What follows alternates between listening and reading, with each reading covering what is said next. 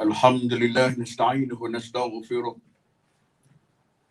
ونعوذ بالله من شرور أنفسنا ومن سيئات أعمالنا من يهد الله فلا مضل له ومن يضلل فلا هادي له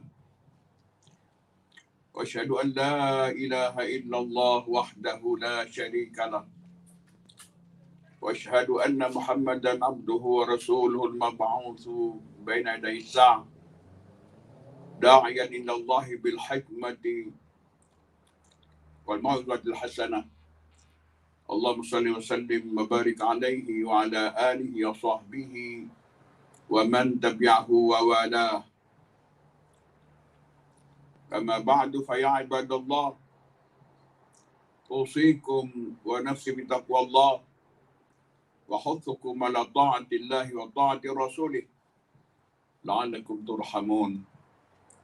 قال الله تعالى في كتابه الكريم أعوذ بالله من الشيطان الرجيم وأطيعوا الله والرسول لعلكم ترحمون. My dear brothers, first of all, we praise and thank Allah subhanahu wa ta'ala for all His blessings. And we also invoke peace and blessing upon our beloved Prophet Muhammad upon his family, his companions, and all those who follow him doing good deed till the day of judgment.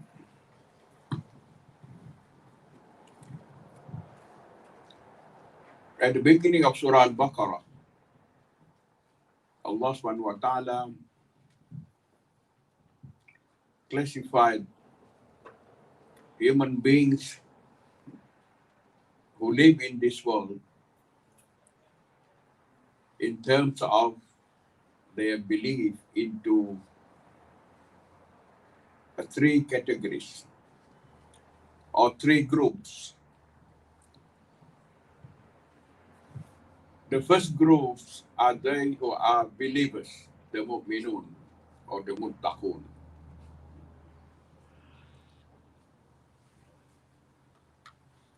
And the second one is the kuffar or al-kafirun, those who denies the truth. So those who deny the truth, or in other words, the disbelievers or the unbelievers. So both of these groups are easily recognizable. Why? Because it's clear. But in between, there is a group which is very hard to identify. Why? Because apparently they are Muslims, but in secret they are not.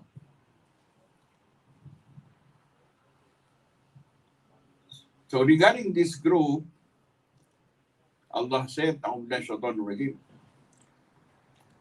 النَّاسِ مَن يَقُولُ آمَنَّا بِاللَّهِ وَبِالْيَوْمِ الْآخِرِ وَمَا هُمْ بِمُؤْمِنِينَ.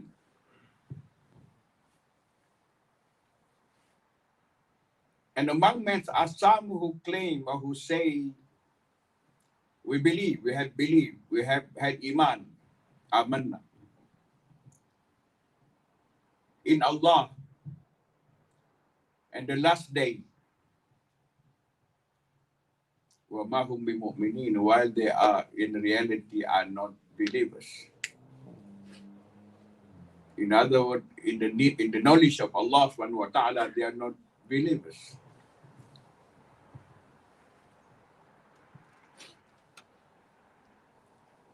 So in this life, human beings are given freedom to make a choice. So some choose to be believers, some choose to be deniers of truth or unbelievers.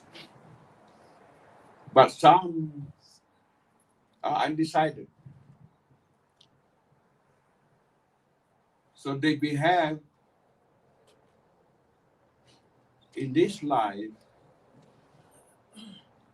according to their interests, what they want.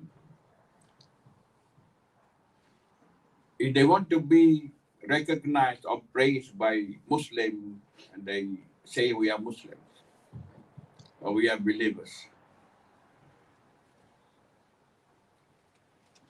But when they meet the disbeliever, they say, no, we are not Muslim. We are like you.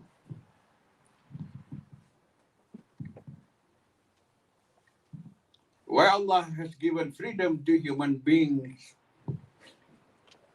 in that manner? Because Allah created already the paradise and the hell. So both these places need population. Because Allah placed human being on this life to go through a test of making a choice. Allah, okay, also give the clue how to pass this test. But many human beings don't care. And to help also, he raised many prophets. He sent many prophets, okay, to how to pass the test, to teach us how to pass the test. But because everybody is free, so some make the right choice, some make the wrong choice, and some are undecided.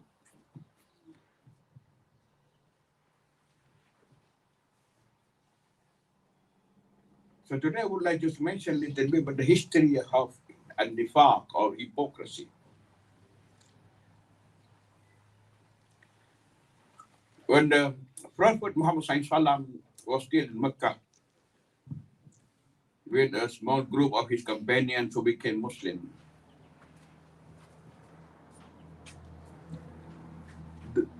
there was no issue of nifaq or hypocrisy. Why? Because in Mecca, there were only two groups: the believers or the Muslim, or the kuffar, or the mushrikun, the idolaters. No other group. So there's no issue of nifaq or pretending, no. Because nifaq more like pretending. But when the Prophet Muhammad SAW made hijrah to Medina or migrated to Medina, and then the issue of hypocrisy started emerging. Why? Because the Prophet SAW migrated to Medina for a reason, perhaps for more than one reason. The first reason, because the people of Medina who came to him in 2 years in a row during the pilgrimage time to meet the Prophet and persuade him to move or to migrate to their country, to Medina, to reconcile between the two warring or two hostile tribes in Medina, namely the Aus and Khazraj. Because they were in enmity against each other for a long time. Why? Because they were among them in Medina itself 3 tribes of Jews. So the Jews divided them. One tribe, what you call aligned with one group, another aligned with another group. So one tribe become the ally of Aus, and the other tribe become the ally of Khazraj. So they were in enmity all the time. But sometime before the Prophet ﷺ moved to Medina, there was a figure, a public figure in Medina whose name is or was Abdullah bin Ubay bin Salul. This Abdullah bin Ubay, when the idea of inviting the Prophet to move to Medina came about, so he was promised he will be made a king of Medina to unite the people. But when the Prophet ﷺ came to Medina, all his hope became shattered. So he was very upset. Because now everybody turned to the Prophet and looked up to the Prophet and ignoring him. But he was in dilemma what to do. Because all the Aus Khazraj now became Muslim, and the Prophet ﷺ successfully reconciled them, made peace between them, made them brothers. Even he created brotherhood between the Muhajirin, the immigrants, and the Ansar, the helpers. So because the Abdullah bin Ubay has lost his hope, so now he was in dilemma, because the only way what to do is either to join the Jews, which is impossible, because the Jews will not accept the non-Jews among themselves, or to join their fellow citizens, namely the Aus and Khazraj. The Khazraj became Muslim. So Abdullah bin Ubay had no choice but to become Muslim. Otherwise, he would be, excluded from the community, or at least abandoned by his people. So he became Muslim. Why? Because there's no other choice. But he reluctantly became Muslim. But when he was a Muslim, because he was not genuine Muslim, just pretending. Actually, what Allah referred to in the ayat I quoted, among men are some who say, we have believed in Allah in the last day, while they are not believers. And this ayat is referring to this situation before. Allah bin Ubay not only pretended himself to be Muslim, but exerted influence on other people of his tribe to do the same against the Prophet, to pretend. So as a result, not only he alone, but also some members of his tribe.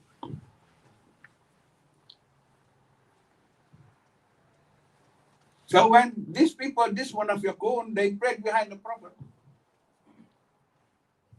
In most of the prayers of the day, although they tried sometime to join the Jama'ah or the Salah in Jama'ah for 5 daily Salah behind the Prophet. These people witnessed how the Prophet ﷺ received revelation from Allah. These people witnessed the miracles done by the Prophet ﷺ. But they still pretended. Why? Because they lost their hope. So Abdullah bin Ubay wanted to be a king, a big man, a great man, but he failed. So these people, this group of people caused trouble in Medina all the time, even during the war. They caused trouble all the time. So you remember the first major battle in Islam was Uhud. in which the Muslim about maybe 1/10 of the enemy in number, but Allah gave the Muslim the victory against their enemies. And then followed by the Battle of Uhud, that where these hypocrites played very important role in dividing the Muslim by making many excuses. Even Abdullah bin Ubay succeeded in distracting and taking with him a number of the Muslim or soldiers to go back to Medina to such an extent. So the Muslims eventually lost this war. So during this war, the most beloved person to Rasulullah SAW also got martyred, got killed, namely Sayyidina Hamzah bin Abdul Muttalib.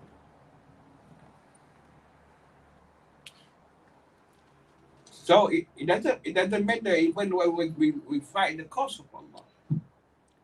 When the Muslim,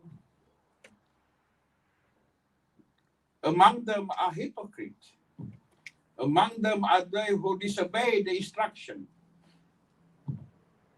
Allah will cause them to lose. Allah will cause them to be defeated. Well, only in that way it becomes clear who are true believers, who are not. Because after the Uhud, everybody knew who are hypocrites. I mean, those who abandoned the battlefield. All knew, otherwise they didn't know. This is the hikmah.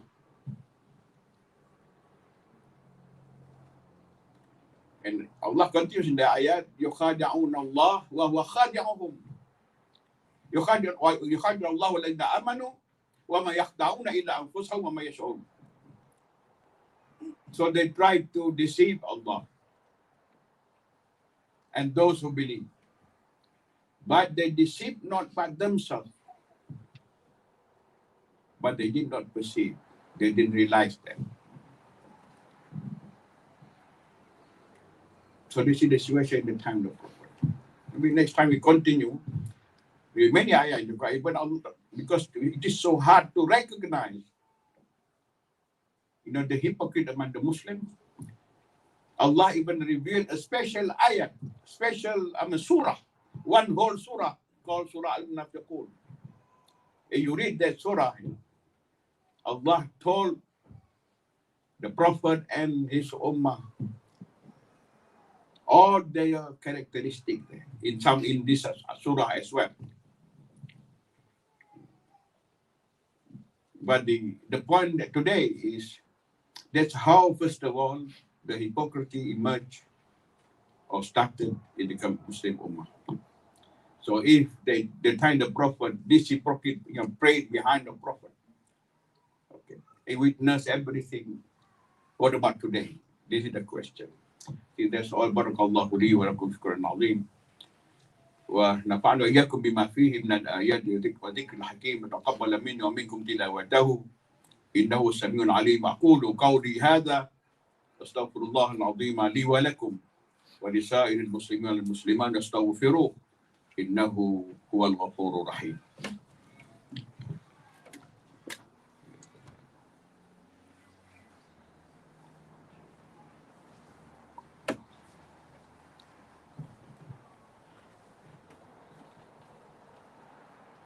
الحمد لله رب العالمين والعاقبة للمتقين ولا عدوان إلا على الظالمين. أشهد أن لا إله إلا الله ملك الحق المبين وأشهد أن محمدا عبده ورسوله صادق الوعد الأمين. اللهم صل وسلم وبارك عليه وعلى آله وصحبه ومن تبعه بإحسان إلى يوم الدين.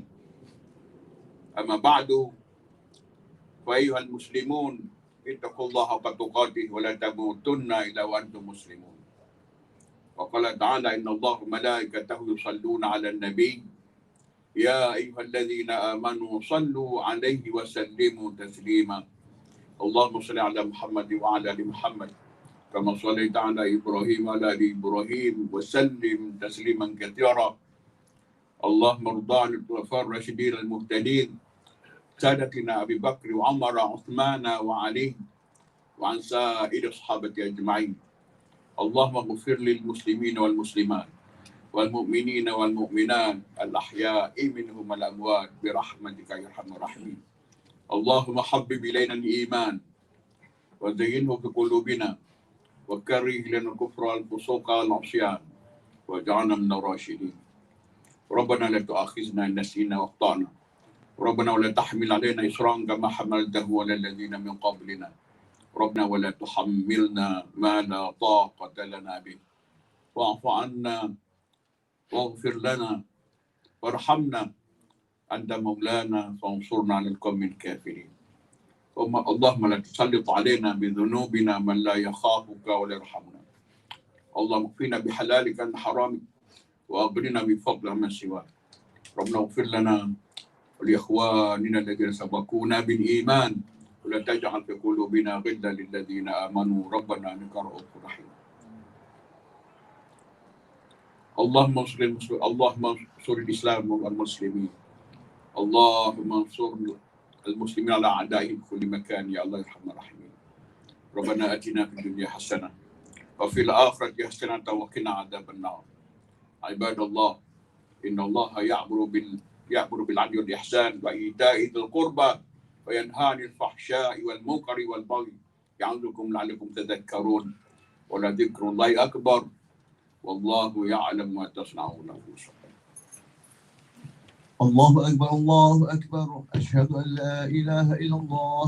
أشهد أن محمدا رسول الله. حي على الصلاة حي على